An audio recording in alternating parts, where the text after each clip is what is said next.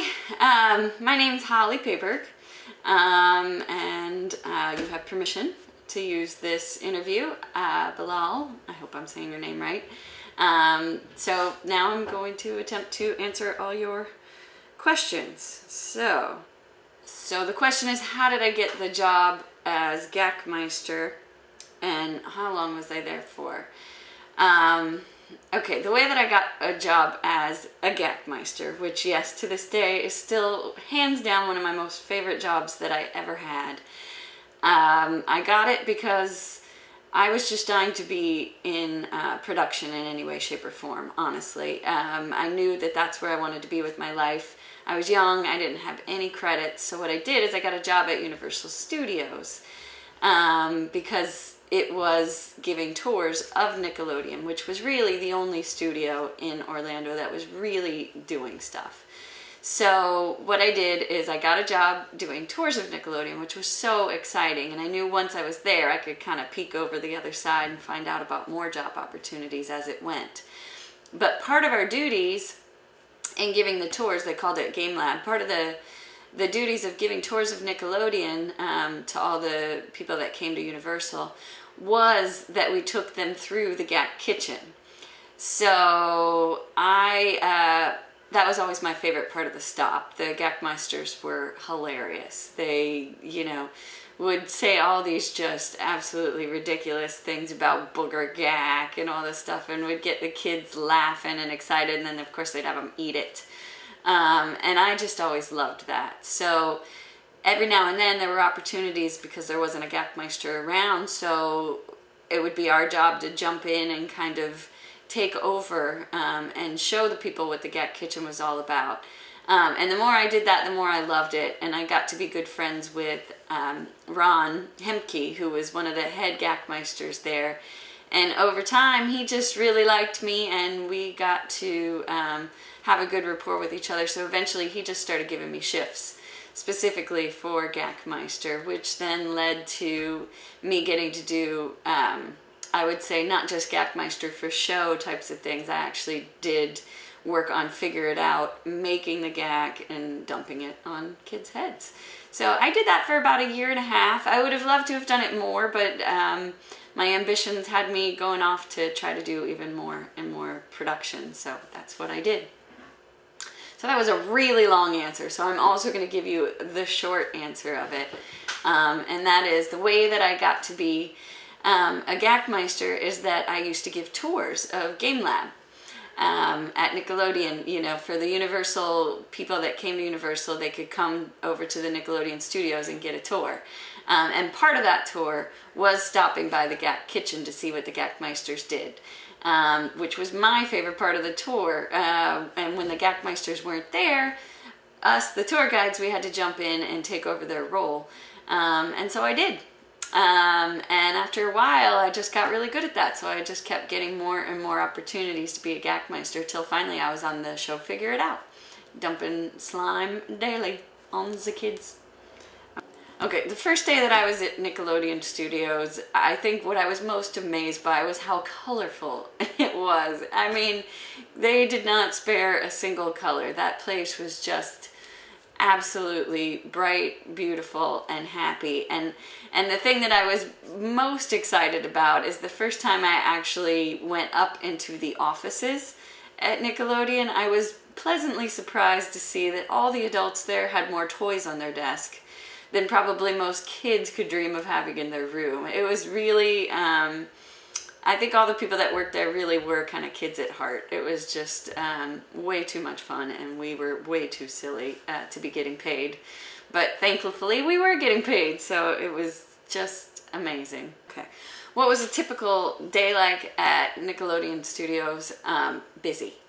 It was busy. There was always a lot of activity going on, because not only on the production side, we had things like Keenan and Kale shooting, and we had Gullah Gullah Island filming on the other side. There was 2 sound stages, so different shows were changing hands regularly, but yet on the upstairs there was all the office stuff going on and busy people happening there. And then of course there was always tours happening constantly. There was like, I don't know, 10 tours a day of people going through, and they could peek in and see the production going on down on the sound stages. So I would say just active. A typical day was just constant from morning, early until late. It was just humming.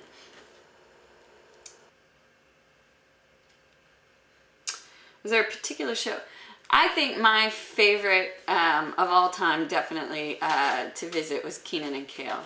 Those two were so silly and had such a rapport with each other. So I didn't even go to the set that much. What happened is, as a gakmeister, my kitchen was right next to their hair and makeup room, which they spent quite a lot of time in, because, you know, actors do. The hair and makeup people are always fun, and they got to go in there and do that. And so that was their place where they would really just be themselves and get silly. And so for me, it was just fully entertaining to watch those two just go back and forth, razzing each other before they would go do their show. So that was my favorite. The people at Nickelodeon, many of them are still my friends to this day. Some of the greatest people in the world worked at Nickelodeon, is all I could say. Just big little kids. People like Lisa Halter, who was like, I gotta say, the ambassador to Nickelodeon, the shiniest, happiest person you'll ever see in your life. She used to give the VIP tours of Nickelodeon. And then there was Robin Cohen, who, oh, she was just so much fun, one of the production people, and Randy Baker. Some of these people are still my dear friends. It was just it was the most playful environment of anywhere I have ever worked. It's exactly what you would hope a network for kids would be. And so, yeah, it was just filled with a bunch of big little kids. A lot of practical jokes, a lot of being silly, a lot of toys, a lot of wandering around in costumes. Yeah, it was fond memories. Actually, giving tours was one of my favorite things to do because of the fact that it was so much fun to, especially on days when I knew that there were some of the people's favorite productions in, like when Keenan and Kel was shooting, or for the little kids when Gullah Gullah Island was shooting. I knew when the stages were dark or when they were actually down there shooting. And so those were my absolute favorite days, is when I knew that the people that I was about to take on tour were going to get to see with their own eyes their favorite people doing their thing down on the sound stages. And the looks on their faces and the excitement, I can't explain it. I mean, they would just press their little faces up against the glass, and they're just...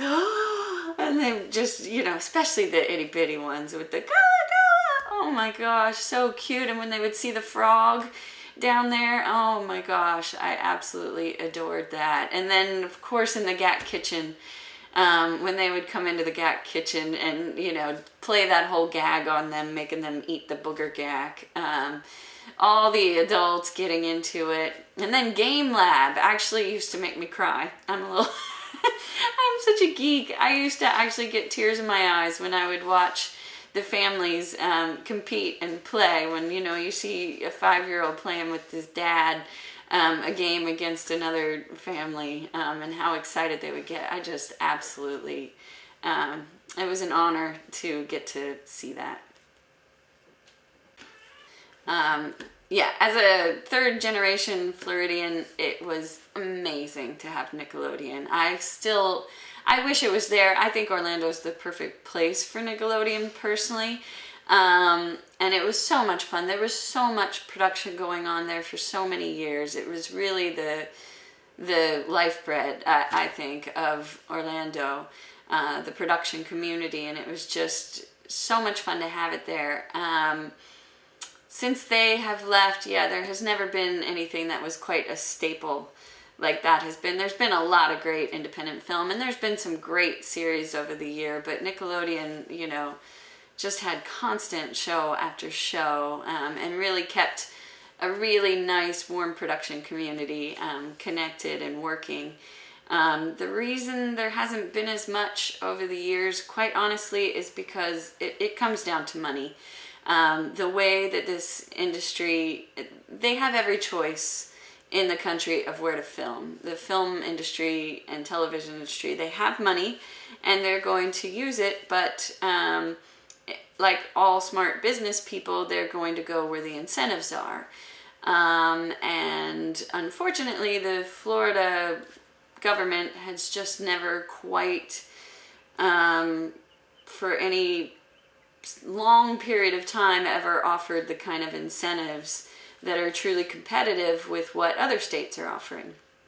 So it is what it is. I'm not sure why they don't see how much money entertainment brings to a community, and good quality money and good quality jobs. I know it's different, I know it's unusual and that it fluctuates, but it really is a wonderful way to bring revenue to the state, but they just don't seem to want to offer the incentives on a consistent enough basis where the entertainment community is like, okay, we can really commit to doing business there. So, not to get all political, but that's why there's not as much production there.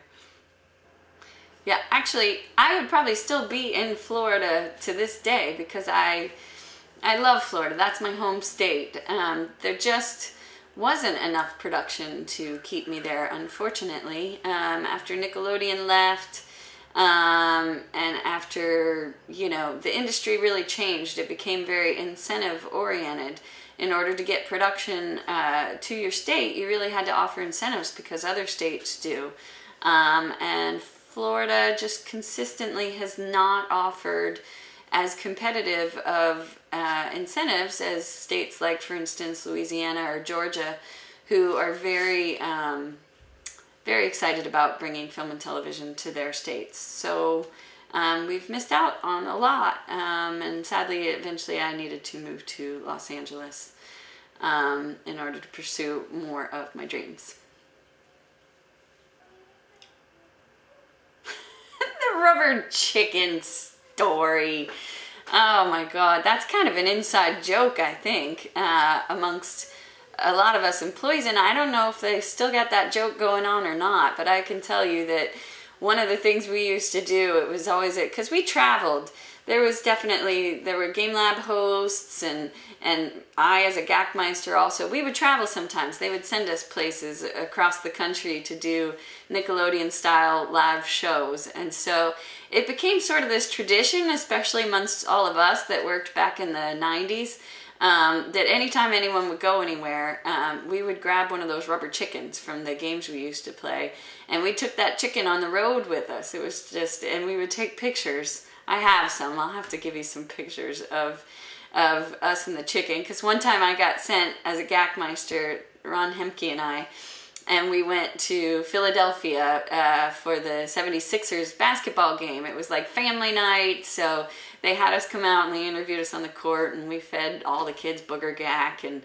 slime and let them taste it. And yeah, so of course we had to bring the chicken with us. So we have so many pictures of the chicken all across Philadelphia. It is hilarious. And I think, for a while there was a collage of chicken pictures of all the places the chicken had traveled inside the halls of Nickelodeon. I don't know what happened to those, because, I don't know if people out here in California do the same. Somehow I doubt it, but who knows? Maybe I should go check out Nickelodeon Studios here and see. But yes, either way, the rubber chicken was a well-traveled chicken. How many hours did I stay in the gak kitchen preparing gak and slime? Well, when I was working on Figure It Out, that I had to be in, if you can believe it, at 5:30 in the morning into the gak kitchen. And I would say I spent about 2 hours making all the gak and slime that was required for the show Figure It Out that I was working on. So I had to make huge buckets and buckets and buckets of the slime ahead of time, because then we would go into the studio for the rest of the day, and we would actually Kit. Sorry, that was my cat. I'm gonna start over. Sorry. Okay, So how long did I spend in the Gak kitchen making slime? Well, easy answer. I used to have to come in when I was working on the show Figure It Out. I had to come in at 5:30 in the morning. And I spent probably a good 2 hours making buckets and buckets and buckets of the slime, all different kinds and flavors, depending on what we were doing that day. For the show Figure It Out. We would then take all those buckets, luckily I had some help, and bring them in and pour them into the big machine, because then for the rest of the day my job was a lot easier. I used to just literally sit back there with my headphones on behind the scenes, and the producer would say, hit it, and I'd just push a button and it went right down on whoever was the victim of the moment. I can tell you what a satisfying job that is, to just dump things on kids' heads. In fact, it wasn't always slime. One day, and we had to clean this up. One day we dumped tuna fish, nasty, and coffee grinds on them, because those were the clues. And I can't tell you how long it took to get stinky tuna and coffee grinds out of all the crevices of the set. Ugh, nasty. Do I mind telling you the ingredients of Gak and slime? I don't know. I don't know if I'm allowed to say that or not, but I don't remember signing anything, so I guess I'll just tell you, yeah, I don't think there's any secret that it's edible, because you saw it dribbling down the mouths of a lot of the talent at Nickelodeon. So yes, it was predominantly a mixture of applesauce and pudding. Huge vats of pudding, and then obviously we used food coloring to change the different colors according to how we want it. Occasionally we would put things like chunks of pineapple that we had dyed green, or some chunks of various things just to make it look truly disgusting, like for the booger Gak, just for effect. But yes, it was all good, edible, yummy pudding, sometimes butterscotch, sometimes vanilla, and applesauce. So it was good. Have I ever been slimed myself? Yes, I have been slimed, actually. That is a tradition, especially at Game Lab. I don't know if it was a tradition on the Nickelodeon side, but at Game Lab, where we were tour guides for Universal, whenever your last day is, you're getting slimed. Everybody knows it. Everybody knows it's coming, and the host of Game Lab just drags you out there and sticks you in that silly little pool. And yep, there goes the slime that I had actually made myself right down on my head. What do I miss? What I miss about Nickelodeon was, again, the thing that I've talked about, the playfulness, the camaraderie, the way we laughed, the way that no one ever took anything really too seriously. We really were like a family. There was no end to all the different silliness that could go on there amongst adults. So I guess I miss that sense of play. It feels like the world's gotten so serious, and I just miss actually getting to hang out with a bunch of fellow adults, taking our work very seriously. I mean, we really went for it, and quality was important, but at the same time we could do it with such a bit of play and silliness that I miss that a whole lot. Would I like to see Nickelodeon reopened in Orlando? Heck yes. And here is why. I think Orlando is the absolute perfect place for Nickelodeon. The thing is, I know the production community in Orlando very, very well. And it is filled with a lot of really, really great, talented people that, frankly, just, they wanted to raise kids in Orlando. They're very family. It's a much more family-oriented production community. Not that Los Angeles is, not, but not the same. It's a quieter, different kind of family environment. And I just think that the people that work in Orlando really, really appreciated Nickelodeon. They don't have like tons and tons of networks. That was the one, and it was the perfect one. The land of, the land of theme parks and silliness anyway was absolutely the perfect place for a network like Nickelodeon with its childlike irreverence.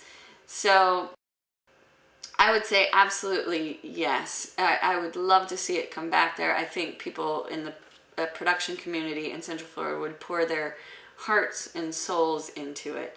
Do I think that it'll happen? I don't know. Because a lot of people live in Los Angeles. But yeah, it would be great for that community if it could open again. All right, I hope I've helped you. It was fun to interview. Sorry it took me so long.